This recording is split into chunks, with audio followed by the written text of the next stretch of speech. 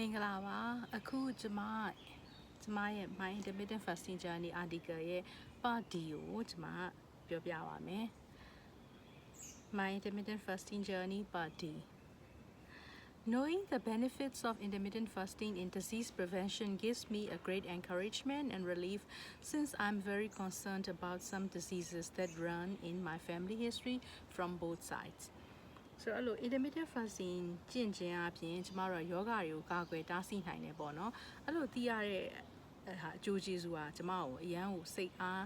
ထက်သန်စေတယ်နောက်ပြီးတော့စိတ်သက်သာရာလေးရစေတာပေါ့နော်ဘာလို့ဆိုကျမစိတ်ပူတာပေါ့နော်ဘာလို့ဆိုကျမမိသားစုမျိုးထဲမှာ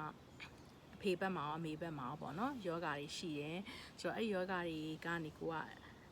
ကာကွယ်နိုင်မယ်ပေါ့နော်ဆိုတော့အဲ့လိုယောဂတွေရှိတဲ့ခါကျတော့ဖေရောမေရောဘက်ကယောဂတွေကဖြစ်မှာစိတ်ပူတာပါစိတ်ပူတဲ့စိုးရင်စိတ်ကသက်သာရသွားတယ်နောက်ပြီးစိတ်ကိုလည်းစိတ်မှာလည်းအော်ဒါငါ IF ကျင့်လို့ရတာပဲကိုကာကွယ်တားဆီးလို့ရတာနီးရှိတာပဲဆိုပြီးတော့စိတ်မှာလည်းအားရှိတာပေါ့နော် encouragement လည်းဖြစ်တာပေါ့ For example, cancer runs in my family's medical history. ဥပမာပေးရမယ်ဆိုလို့ရှင်နော် cancer ယောဂကျမတို့မိသားစုမျိုးတွေမှာရှိတယ် IF is not only effective to prevent cancer but it also halts the spread of cancer cells metastasis ဆိုတော့ IF ကျင့်ခြင်းအပြင် cancer ကိုကာကွယ်ပေးတယ်နောက်ပြီးတော့ cancer cell တွေရလို့ cancer ဖြစ်နေတဲ့လူမှာတော့မှပေါ့နော် cancer ဖြစ်နေရင်တော့မှ cancer cell တွေမပြန့်သွားအောင် spread ပေါ့နော်မပြန့်သွားအောင်သူကရပ်တန့်ပေးတယ်ဆိုတော့အဲ့လို cancer cell တွေပြန်တာ metastasis လို့ဆေးပညာမှာခေါ်တာပေါ့နော်ဆိုတော့အဲ့လိုမျိုး metastasis မဖြစ်အောင်မပြန့်သွားအောင်လည်းသူကရပ်တန့်ပြီးတယ်မဖြစ်သေးတဲ့လူဆိုလို့ရှိရင်လည်း cancer မဖြစ်သေးရဆိုလည်းမဖြစ်အောင်လို့ကာကွယ်တားဆီးပေးတယ် Through one research article, I learned that it is even effective for the cancer patients who are taking chemotherapy. So, research article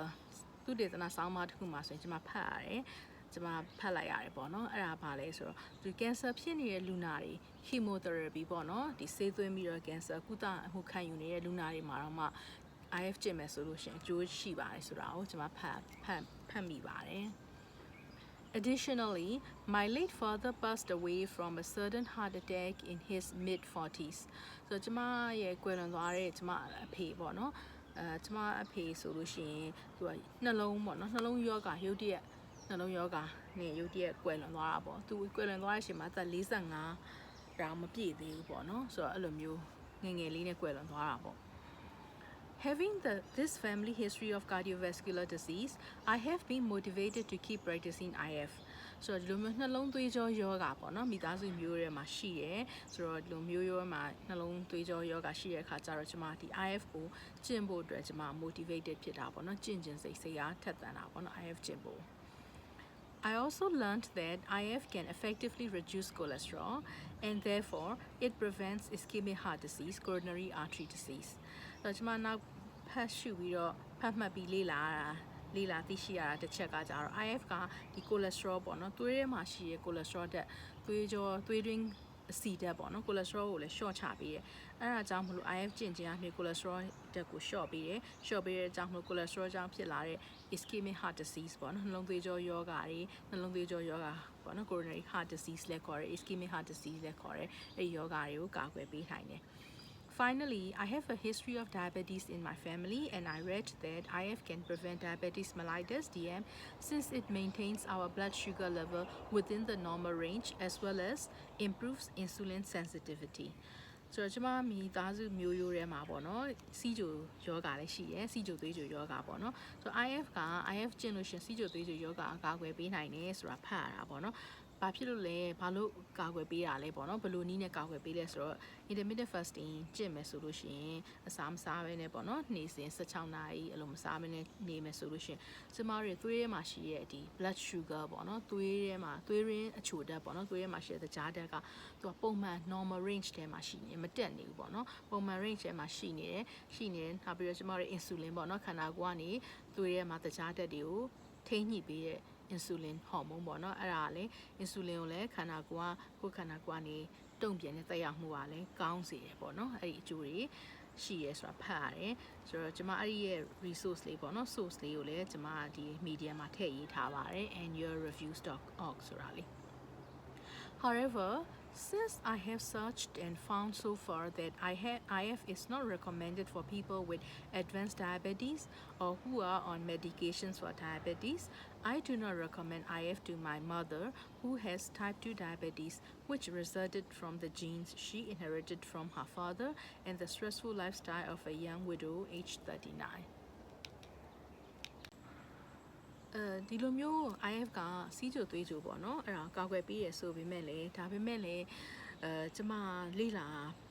ဖတ်ရှုမိသလောက်ပေါ့နော်ကျမလေ့လာမိသလောက်မှာတော့ဘာတွေ့ရလဲဆိုတော့ဒီလိုမျိုးစီးကြိုသွေးကြိုကအရန်ကိုဖြစ်တာကြာပြီပေါ့နော်စီးကြိုသွေးကြိုတက်တန်းကြာနေတဲ့ဖြစ်တာတက်တန်းရင့်နေတဲ့လူနာတွေဖြစ်တာစီးကြိုသွေးကြိုဖြစ်တာကြာတဲ့အကြာကြီးယောဂဖြစ်တာကြာနေပြီဆိုတဲ့လူနာတွေမှာတော့IF ကိုမကျင့်ဖို့အတွက်အကြံမပြုသင့်ဘူးပေါ့နော် recommend မလုပ်သင့်ဘူးဆိုတာတော့ဖတ်ရပါတယ်အဲ့လိုမျိုးဖတ်ရတယ်နောက်ပြီးတော့စီးကြိုသွေးကြိုအတွက်ဆေးတောက်နေရတဲ့လူနာတွေပေါ့နော်စီးကြိုသွေးကြိုဖြစ်တာလဲ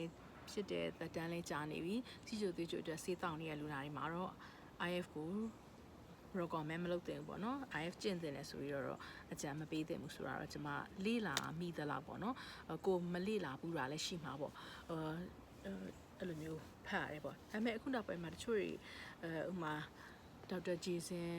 ဖန်လိုမျိုးပေါ့နော်စီဂျိုသေးဂျိုဒီ fasting specialist ပေါ့နော်fasting နဲ့ပတ်သက်ပြီးတော့ဒီကကျွမ်းကျင်တဲ့ပညာရှင်ပေါ့နော်သူတို့ကတော့ကျင့်လို့ရတယ်တော့ပြောဘူးသလိုကျွန်မအဲ့လိုဖတ်ဘူးသလိုတော့ကျွန်မစိတ်ထဲမှာအဲ့လိုမှတ်မိတယ်စီဂျိုသေးဂျိုတော့ပြန်ပြီး reverse ပေါ့နော်ပြန်ကောင်းသွားတယ်ပေါ့စီဂျိုသေးဂျိုမဖြစ်တော့အဲ့လိုပဲဖတ်ရတယ်ဒါပေမဲ့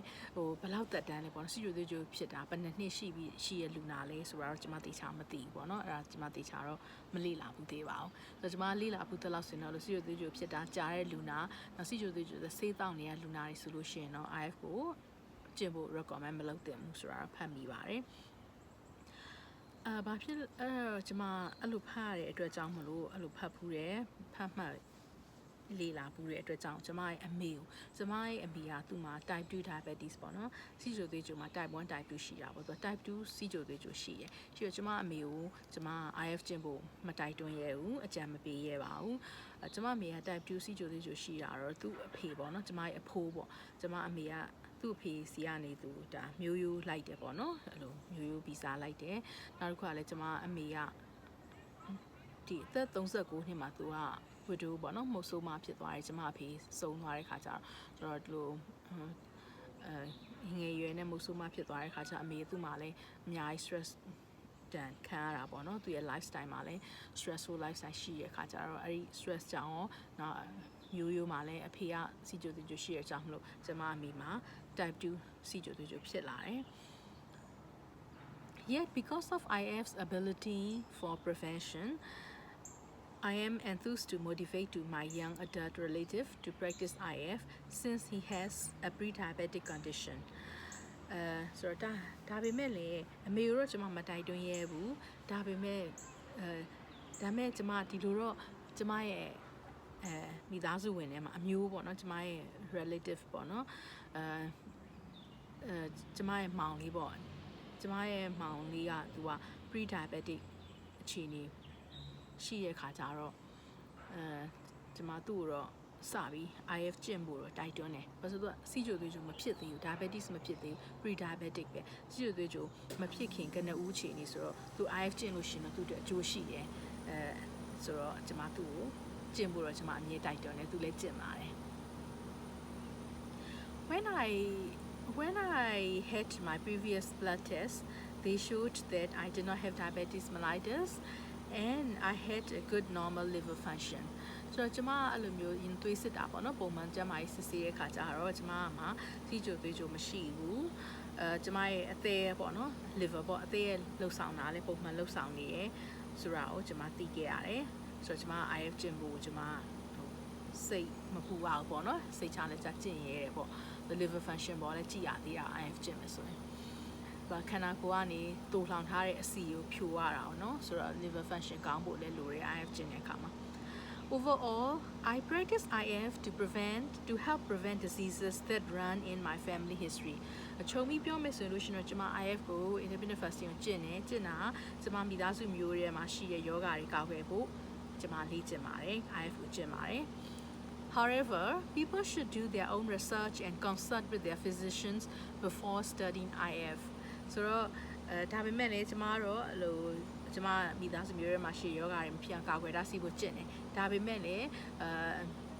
အများကိုကျမသူများကိုပေါ့နော်အကြံပေးရမယ်ဆိုလို့ရှင်เนาะကျမတို့အကုန်လုံးကပေါ့နော်people should do ပေါ့အကုန်လုံးကကျမတို့တွေကအဲစကျင့်တော့မယ်ဆိုလို့ရှင်เนาะကျမတို့ကကိုယ့်ကို research တွေလုပ်ကြည့်မယ်ရှာပြီးလေ့လာပြီးတော့ internet မှာပေါ့နော်အခု internet ခေတ်ဆို internet မှာရှာလို့ရတယ်နောက်ပြီးတော့magazine တွေပေါ့နော်အဲ့လို sound bar တွေ radio တွေပေါ့အကုန်လုံးပေါ့နော် media မှာအကုန်လေ့လာပြီးတော့ကျမတို့သုတေသနတွေ live ဖတ်ကြည့်လို့ရတယ် live ဖတ်ကြည့်သင်ပါတယ်ပြီးတော့ကိုယ့်ရဲ့မိသားစုဆရာဝန်သမားတော်ပေါ့နော်ကိုယ့် physician နဲ့သမားတော်နဲ့လည်းတိုင်ပင်ရပါမယ်ကျမတို့ IF မကျင့်ခင်ပေါ့နော်အဲ့ဒါလေးတော့လုပ်သင်ပါတယ်အကုန်လုံးဒီတိုင်းတန်းပြီးတော့ IF မကျင့်ဘူးပေါ့နော်ကိုယ့်ကိုလေ့လာကြည့်မယ်ဖတ်ရှုလေ့လာကြည့်မယ်နောက်ကိုယ့်ရဲ့ဆရာဝန်နဲ့လည်းတိုင်ပင်ဆွေးနွေးမယ်ဆွေးနွေးပြီးမှပဲ IF ကိုစကျင့်သင်ပါတယ်ဆိုတော့ကျမဒီပါတီမှာလည်းကျမခုနပြောသွားတဲ့ resource လေးပေါ့နော် sound bar လေးရဲ့ website လေး source လေးကျမထည့်ရေးထားပါတယ် media မှာရေးထားပါတယ်ရှင်နားထောင်ပေးရတဲ့အတွက်ကျေးဇူးတင်ပါတယ်